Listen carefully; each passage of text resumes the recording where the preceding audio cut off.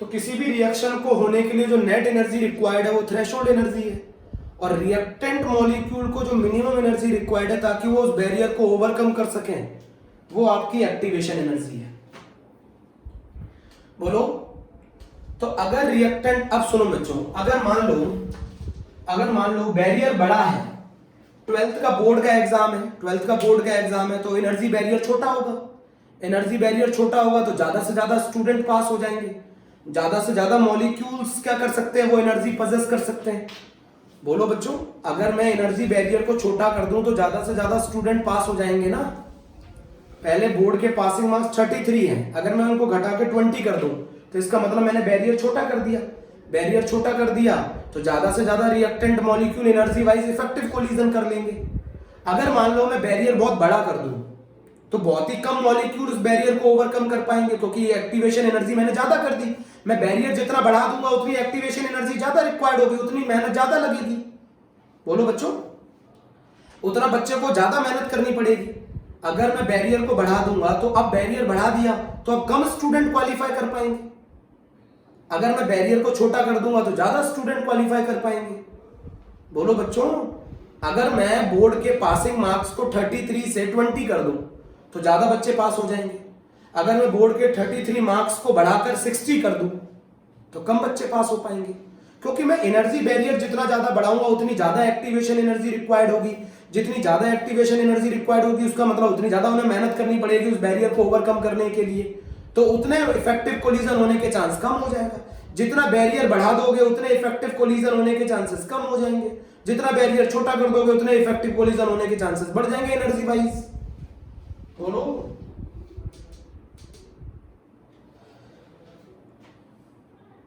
जल्दी बताओ बच्चों, एनर्जी बैरियर, आप हर रिएक्टेंट मॉलिक्यूल को प्रोडक्ट में कन्वर्ट होने के लिए एनर्जी बैरियर को ओवरकम करना पड़ता है। उस एनर्जी बैरियर को ओवरकम करने के लिए उन्हें एनर्जी चाहिए, एक्टिवेशन। अगर एनर्जी बैरियर बड़ा होगा तो ज्यादा एक्टिवेशन एनर्जी चाहिए, अगर एनर्जी बैरियर छोटा होगा तो कम एक्टिवेशन एनर्जी चाहिए। कम एक्टिवेशन एनर्जी चाहिए, ज्यादा मॉलिक्यूल उस बैरियर को क्रॉस कर पाएंगे, ज्यादा एक्टिवेशन एनर्जी चाहिए तो कम मॉलिक्यूल उस बैरियर को क्रॉस कर पाएंगे, तो कम इफेक्टिव कोलिजन होने के चांसेस हैं। अगर ज्यादा मॉलिक्यूल कर पाएंगे तो ज्यादा चांसेस हैं इफेक्टिव कोलिजन होने के। बोलो। मान लो अगर एक्टिवेशन एनर्जी 0 हो जाए तो एनर्जी वाइज हर कोलिजन इफेक्टिव हो जाएगा। अगर मान लो किसी रिएक्शन में एक्टिवेशन एनर्जी 0 हो जाए, व्हाट इट मीन, अगर एक्टिवेशन एनर्जी 0 कर दो इसका मतलब कोई बैरियर है ही नहीं। जब कोई बैरियर ही नहीं है एनर्जी वाइज तो हर मॉलिक्यूल कूद जाएगा, प्रोडक्ट बना लेगा एनर्जी वाइज। बच्चों, अगर मैं एक्टिवेशन एनर्जी को 0 कर दूं तो इसका मतलब कोई बैरियर ही नहीं है, और बैरियर नहीं है तो हर रिएक्टेंट मॉलिक्यूल किसमें कन्वर्ट हो जाएगा, एनर्जी वाइज प्रोडक्ट में कन्वर्ट हो जाएगा। मतलब हर रिएक्टेंट मॉलिक्यूल का कोलिजन एनर्जी वाइज आपको प्रोडक्ट दे देगा। बच्चों मैं एनर्जी वाइज समझा रहा हूं, बताओ।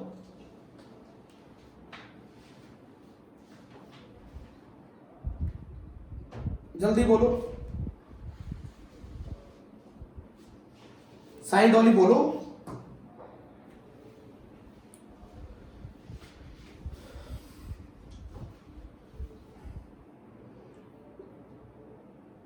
हर बच्चा पास होगा, सीधी सी बात है, हर बच्चा पास होगा। हाँ, हर बच्चा पास होगा, यही मतलब है। जो भी एग्जाम देगा वो पास होगा। जैसे इस बार हुआ बोर्ड में, जो भी एग्जाम देगा वो पास ही होगा। तो उस केस का क्या मतलब है, उसमें एक्टिवेशन एनर्जी 0 हो गई। उस केस का मतलब है उस केस में एक्टिवेशन एनर्जी 0 हो गई, मतलब कोई बैरियर ही नहीं है। जो रिएक्टेंट मॉलिक्यूल के पास एनर्जी है वो सफिशिएंट है बैरियर को क्रॉस करने के लिए। बट आईआईटी के एग्जाम में क्या होगा, बैरियर बहुत बड़ा है, ज्यादा मेहनत करनी पड़ेगी, कम बच्चे क्वालिफाई कर पाएंगे क्योंकि बैरियर बड़ा है। समझ गए नहीं समझे? तो एक्टिवेशन एनर्जी क्या है, वो मिनिमम अमाउंट ऑफ एनर्जी है जो उस बैरियर को ओवरकम करने के लिए चाहिए रिएक्टेंट मॉलिक्यूल को बाहर से। अगर उससे कम एनर्जी होगी ना रिएक्टेंट मॉलिक्यूल के पास तो वो बैरियर क्रॉस नहीं कर पाएंगे। मान लो आपको एक्टिवेशन एनर्जी कितनी चाहिए थी आईआईटी के एग्जाम क्वालिफाई करने के लिए, 30। अगर आपकी एक्टिवेशन एनर्जी से कम एनर्जी आपको मिली तो आप बैरियर क्रॉस कर ही नहीं पाएंगे। तो एक्टिवेशन एनर्जी वो मिनिमम अमाउंट ऑफ एनर्जी है जो उस बैरियर को ओवरकम करने के लिए चाहिए होती है। कौन से बैरियर को? थ्रेशोल्ड एनर्जी बैरियर को। अब तो सबके समझ में आ गया, ये मेरे स्टाफ के समझ में भी आ गया, तुम्हारी समझ में नहीं आ पाया।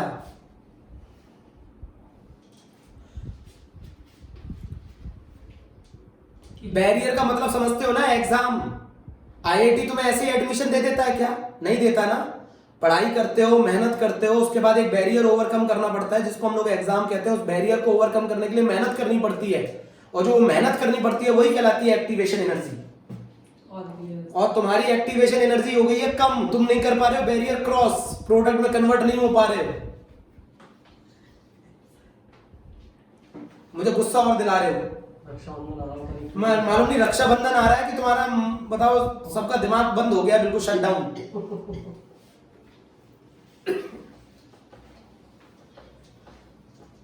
क्या हो गया? तुम्हारे इफेक्टिव कोलिजन हो ही नहीं रहे क्या? बिल्कुल प्रोडक्ट में कन्वर्ट होगा ही नहीं।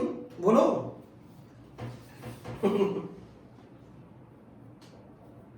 बताओ भैया युवराज, तुम बताओ, जतिन ठाकुर है क्या क्लास में आज? वंस मोर तो नहीं बोल रहे? वंस मोर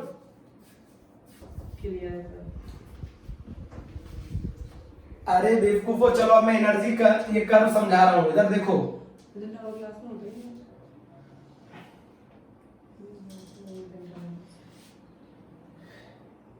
ऐसा एक कर्व सर मैक्सवेल ने बहुत सारे डाटा को लेकर बनाया था। उन्होंने बहुत सारी वैल्यूज को लगातार रिजल्ट को नोट किया, उसके बाद उन्होंने ये कर्व बनाया था बच्चों। और मैं ये कर्व बहुत इंपॉर्टेंट है। ये कर्व जो उन्होंने बनाया था, ये फ्रैक्शन ऑफ मॉलिक्यूल के बीच में बनाया था। फ्रैक्शन ऑफ मॉलिक्यूल का मतलब जानते हैं? और यहां पर काइनेटिक एनर्जी बनाया। बच्चों कितने बच्चे जानते हैं फ्रैक्शन ऑफ मॉलिक्यूल? मान लो टोटल मॉलिक्यूल है n नॉट, जिसमें से n ही वो मॉलिक्यूल है जिनके पास कुछ ना कुछ एनर्जी है। टोटल मॉलिक्यूल है n नॉट, ये वो मॉलिक्यूल है जिनके पास कुछ एनर्जी E है। तो बताओ फ्रैक्शन कितना होगा इन मॉलिक्यूल का? Ne upon n not. In molecule का फ्रैक्शन कितना होगा? Ne upon n not.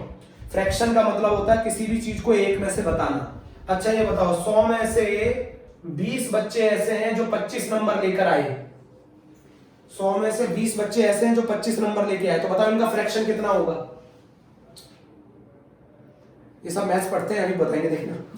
100 में से 20 बच्चे ऐसे हैं जिनका, हाँ, तो यही तो मतलब है, इसका फ्रैक्शन होगा 0.2। 0.2 फ्रैक्शन ऐसा है टोटल में से जो 25 नंबर लेकर आया। तो फ्रैक्शन ऑफ मॉलिक्यूल और काइनेटिक एनर्जी के बीच में कर्व बन रहा है। समझ रहे हो? नहीं समझ रहे हो तो तुम्हारी पिटाई लगेगी सबकी। अब सुनो, ये क्या चीज बता रहा है कि ऐसे मॉलिक्यूल का फ्रैक्शन भी बहुत कम है जिनकी एनर्जी बहुत कम है।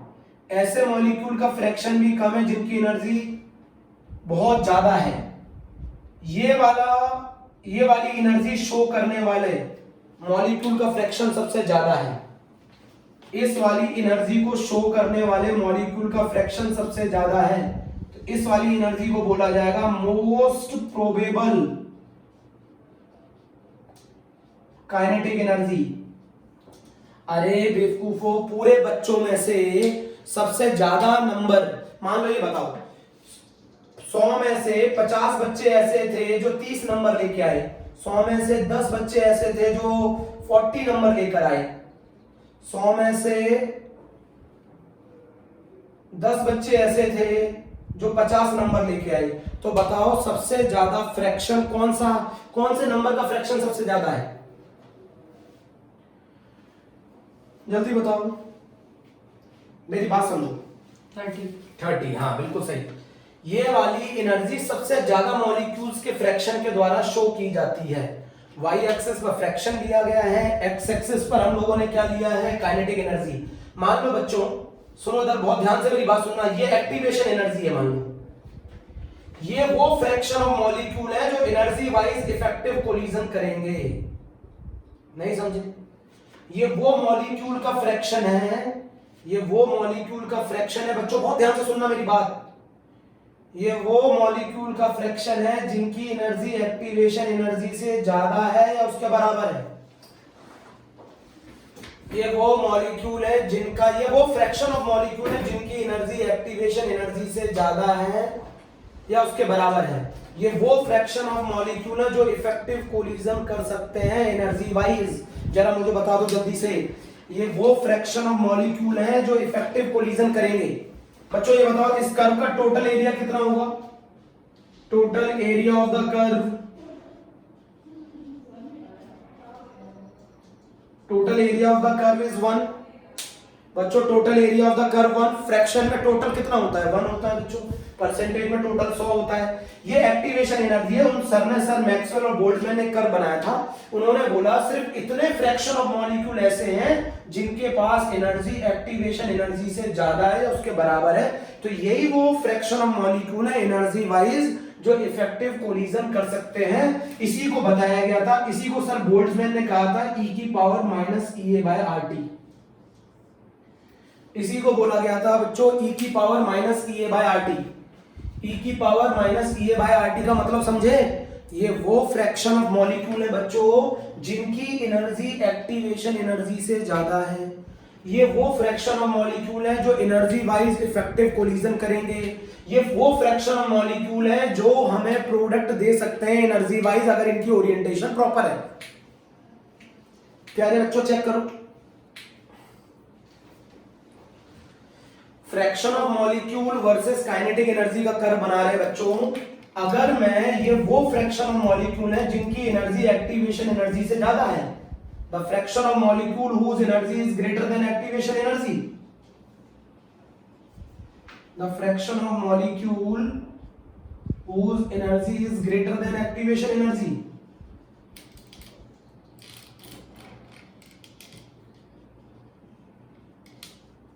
बोलो जल्दी बताओ, fraction of molecule whose energy is greater than activation energy.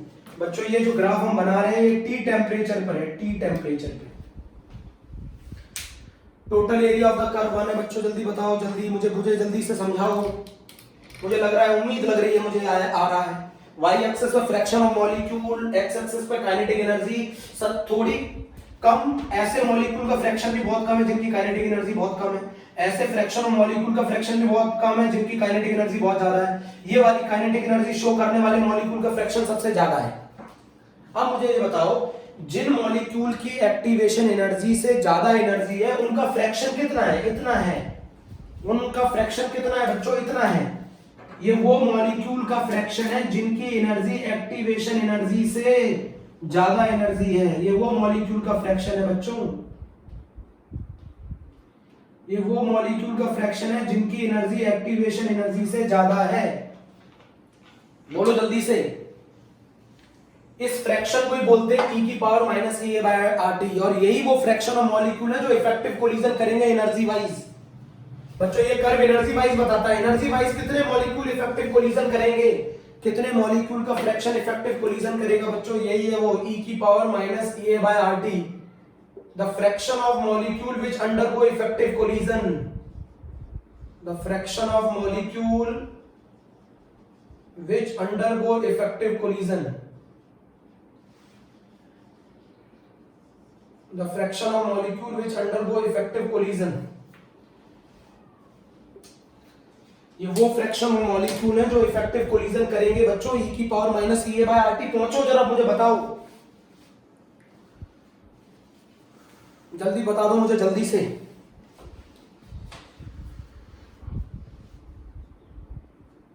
कोई कुछ नहीं कह रहा है बच्चों। ये कर्व मैंने टी टेम्परेचर पे बनाया है।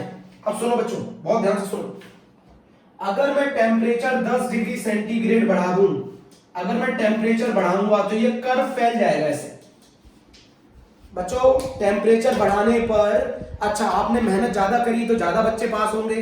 अच्छा ये बताओ, पहले इतने बच्चे थे जो एग्जाम में पास हो रहे थे, तो अगर मैंने टेम्परेचर बढ़ाया तो काइनेटिक एनर्जी भी बढ़ेगी, सबसे ज्यादा बच्चों के द्वारा लाए गए नंबर भी बढ़ेंगे और ज्यादा बच्चे पास हो पाएंगे।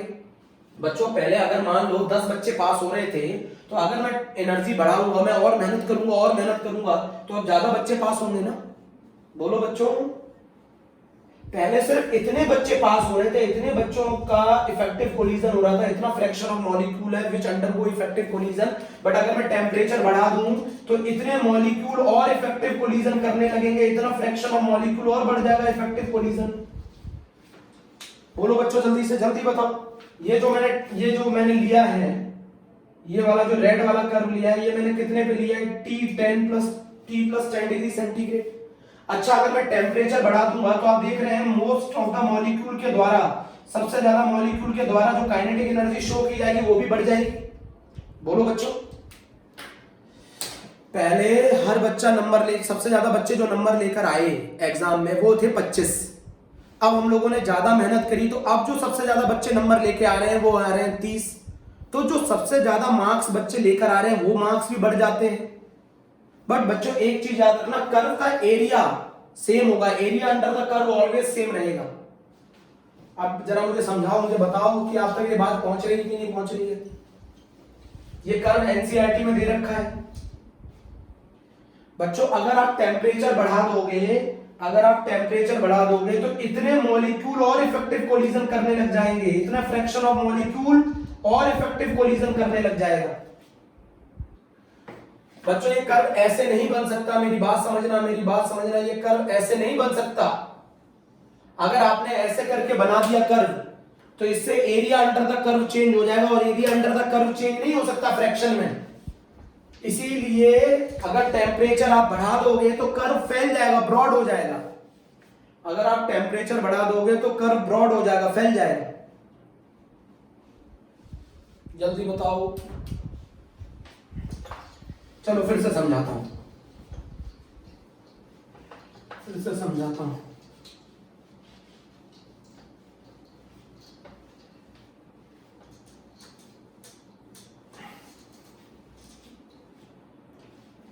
बच्चों अगर हम एक कर्व ड्रॉ करें, फ्रैक्शन ऑफ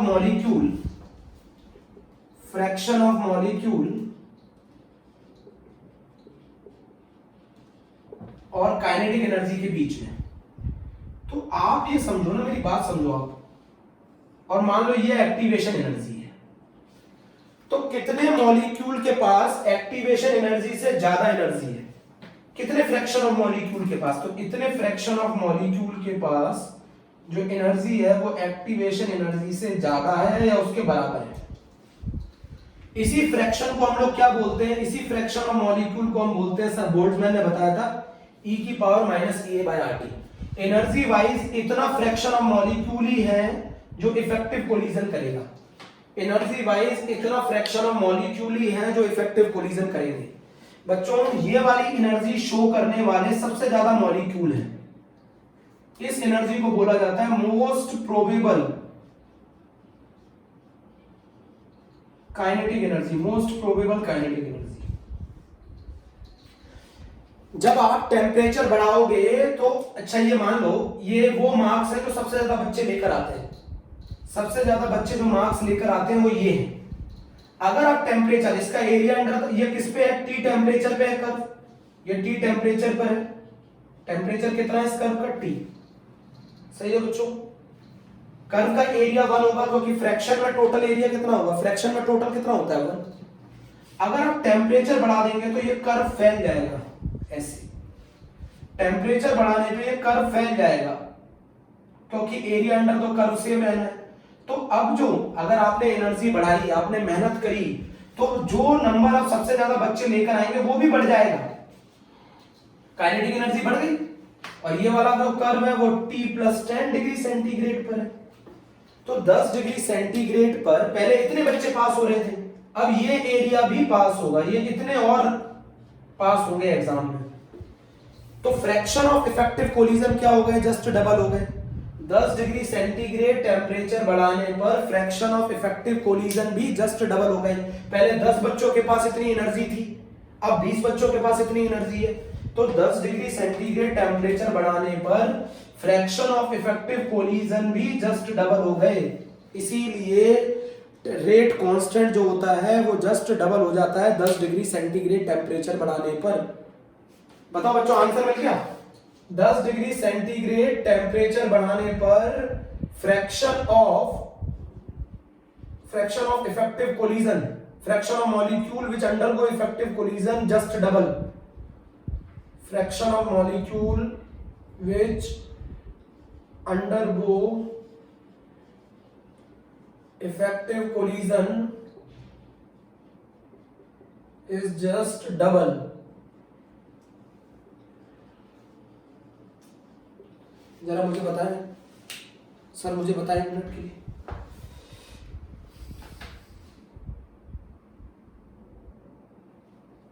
बच्चों में T3 भी हो सकता है क्या? हाँ बिल्कुल हो सकता है, बिल्कुल हो सकता है, बट मुझे तो वो क्वेश्चन का आंसर देना था कि 10 डिग्री सेंटीग्रेड टेम्परेचर बढ़ाने पर rate of reaction just double क्यों हो जाता है। उसका रीजन है पहले इतने फ्रैक्शन ऑफ मॉलिक्यूल थे जिनकी एनर्जी एक्टिवेशन एनर्जी से ज्यादा थी और वो इफेक्टिव कोलिजन कर रहे थे। अब इतने फ्रैक्शन ऑफ मॉलिक्यूल और आ गए जो इफेक्टिव कोलिजन करेंगे, वो इसीलिए वो जस्ट डबल हो गए बच्चों, वो जस्ट डबल हो गए। fraction of molecule which undergo effective collision is just double. That's why the rate constant, or that's why the rate of the reaction on every 10 degree rise in temperature just double. आप जरा question बोलो।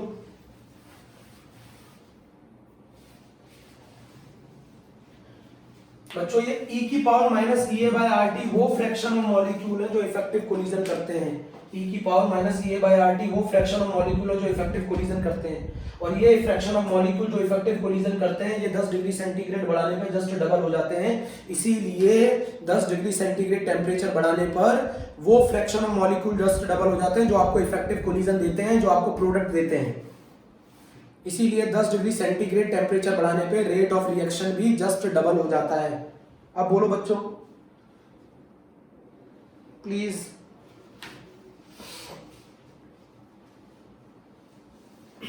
अनमोल बोलो।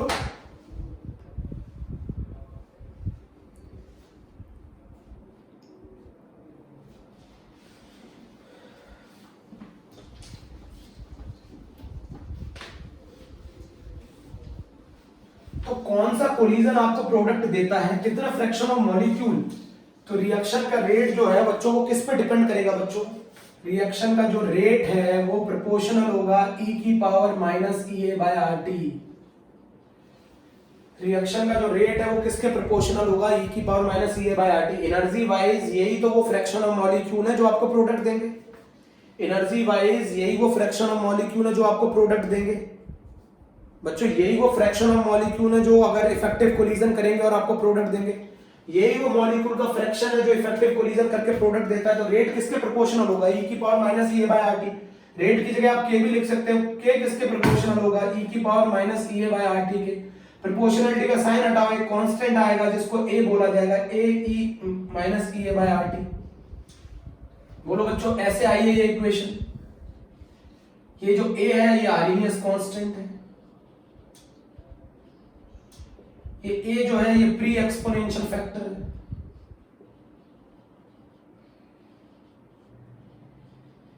ये a जो है ये frequency factor है,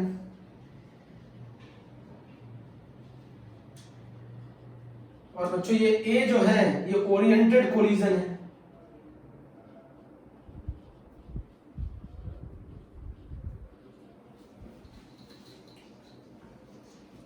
K is equals to a e minus e a by r t।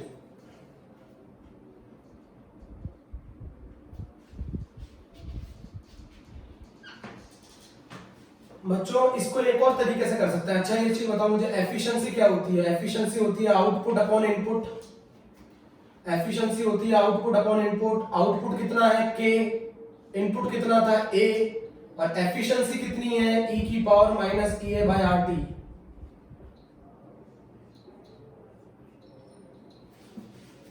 Total oriented collision कितने हैं a, उनमें से कितने कोलिजन ऐसे हैं जो इफेक्टिव है। इन दोनों का रेशियो लूंगा तो यही एफिशिएंसी होगी, और यही एफिशिएंसी किसके बराबर होती है, e की power minus E A by R T की। एफिशिएंसी बराबर होता है आउटपुट अपॉन इनपुट।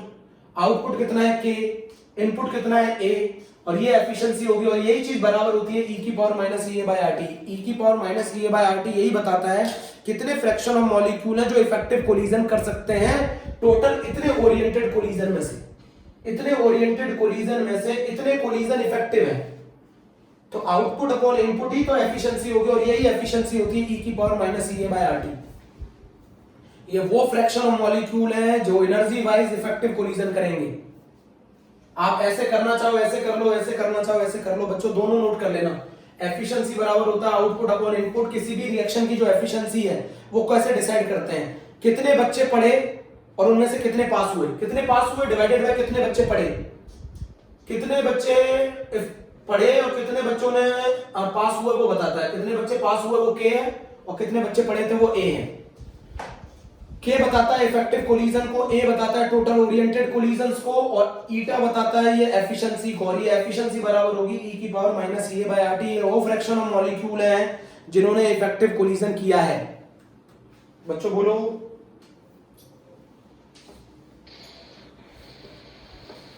चेक करो।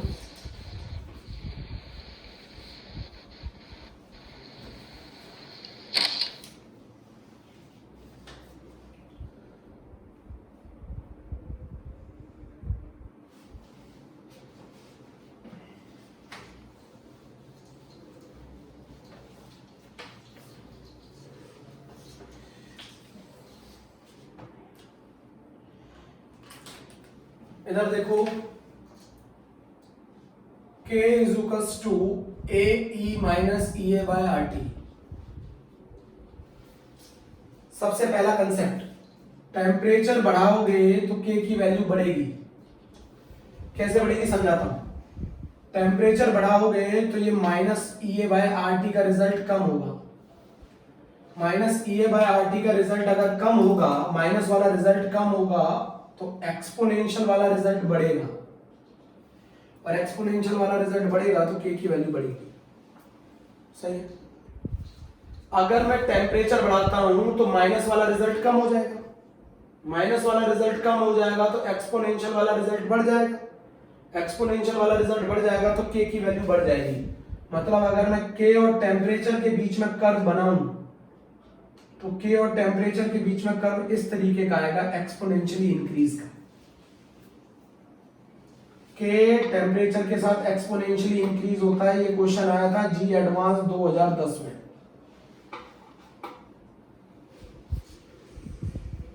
बात समझो जरा, फिर बताओ चलो। अच्छा, फिर एक एक करके फिर समझते हैं बात को बहुत ध्यान से। बच्चों, K बराबर होता है ए e minus E A by R T, है ना। अगर आपने टेम्परेचर बढ़ाया तो ये माइनस वाला टर्म जो है, ये वाला माइनस वाला, ये टर्म कम हो जाएगा। और अगर माइनस वाला टर्म कम हो जाएगा तो जो ये पूरा ई वाला टर्म है ये बढ़ जाएगा, ये बढ़ जाएगा तो के की वैल्यू बढ़ जाएगी। बोलो, तो के और टेम्परेचर के बीच में अगर आप कर्व बनाओगे तो के और टेम्परेचर के बीच में जो कर्व आएगा वो एक्सपोनेंशियली इंक्रीज आएगा। जरा डाउट बताना देख लो। के और टेम्परेचर के बीच में जो कर्व आएगा वो एक्सपोनेंशियली इंक्रीज आएगा।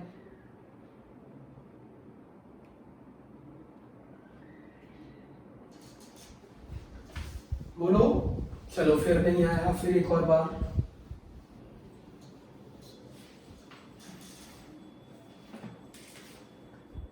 K बराबर ए e minus E A by R T. K बराबर ए e minus E A by R T. अगर आप टेम्परेचर बढ़ाओगे तो K की वैल्यू बढ़ेगी। कैसे बढ़ेगी? एक्सपोनेंशियली बढ़ेगी। तो K वर्सेस टेम्परेचर का जो ग्राफ है वो एक्सपोनेंशियली आएगा। अच्छा, taking natural log on both side, तो ये आ जाएगा ln K बराबर ln A plus ln E minus E A by R T. इसको लिख सकते हैं ln K बराबर ln A minus E A by R T ln E। ln E की वैल्यू कितनी होती है? 1। क्या आ गया? ln K बराबर ln A minus E A by R T. ये equation 1 very very important. 5 number fix कर लो, बिल्कुल घर ले जाओ 5 नंबर। 5 मार्क्स बिल्कुल फिक्स कर लो, 5 मार्क्स। कर बनाओ, ये हो गया y एक्सिस पर ये हो गया C और ये हो गया mx। बोलो जल्दी से, किसके बीच में कर्व बनेगा? ln के वर्सेस 1/t के बीच में कर्व बनाओ, स्ट्रेट लाइन आएगा। ये इंटरसेप्ट कितना होगा? ये इंटरसेप्ट होगा ln a। स्लोप कितना होगा? बोलो जल्दी से, स्लोप कितना होगा? माइनस EA बाय R बराबर tan थीटा।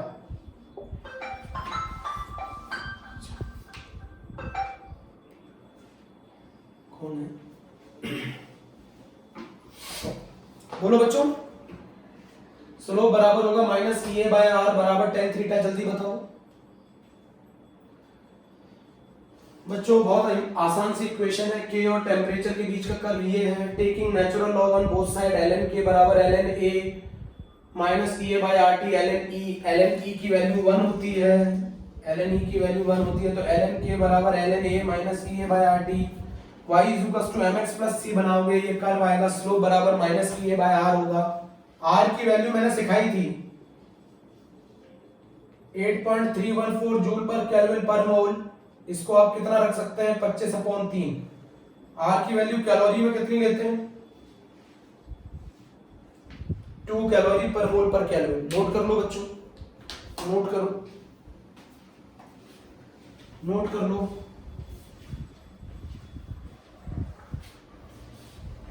कोई डाउट?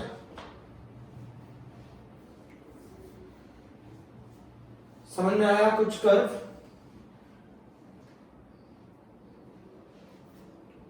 आया बच्चों, कुछ समझ में आया आज का टॉपिक?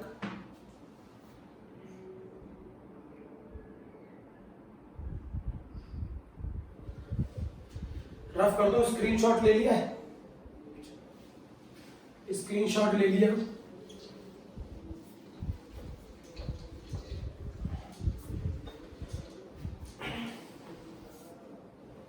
अच्छा बच्चों, मुझे एक चीज बताओ, ln x बराबर कितना होता है?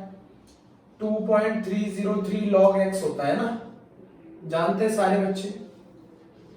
ln x बराबर होता है 2.303 log x। ln x बराबर होता है बच्चों 2.303 log x। बच्चों जब भी हम ln से कर्व को log में कन्वर्ट करेंगे तो कर्व के नेचर पे कोई फर्क नहीं आता। ln से log में कन्वर्ट करोगे तो कर्व के नेचर पे कोई फर्क नहीं आता। कर्व का नेचर स्ट्रेट लाइन है तो स्ट्रेट लाइन ही रहेगा। कर्व के नेचर पे कोई फर्क नहीं होता। कर्व के नेचर पे कोई फर्क नहीं पड़ता। फर्क पड़ता है सिर्फ स्लोप पर, कोई फर्क नहीं पड़ता। बच्चों अगर मैं ln से log में कन्वर्ट करूं तो कर्व के नेचर पे कोई फर्क नहीं पड़ता। वो पहले भी स्ट्रेट लाइन है, अभी भी स्ट्रेट लाइन ही रहेगा। कर्व के नेचर पे कोई फर्क नहीं पड़ता बच्चों। ln से log में अगर कन्वर्ट करोगे तो आपकी इक्वेशन क्या थी? बताओ जल्दी से। ln k बराबर ln a minus EA upon R 1/t। Convert करो से log में, 2.303 log k बराबर 2.303 log a minus EA upon RT। 2.303 से डिवाइड कर दो सभी को तो ये आ जाएगा log k बराबर log a minus EA upon 2.303 R 1/t। बताओ स्लोप कितना आएगा? क्वेश्चन है मेरा, बताओ स्लोप कितना आएगा? अब स्लोप कितना आएगा log k वर्सेस 1/t का? log k वर्सेस 1/t का स्लोप कितना आएगा? log k वर्सेस 1/t का स्लोप कितना आएगा? जल्दी बताओ। EA upon 2.303 R minus EA upon 2.303 R। और ये एंगल अगर मान लो थीटा है तो ये बराबर हो जाएगा tan थीटा। ये है वो जबरदस्त एक्सप्रेशन जो तुम्हें रिक्वायर्ड है। स्लोप बराबर, ये वेरी वेरी इंपॉर्टेंट कर्व बच्चों, वेरी वेरी इंपॉर्टेंट।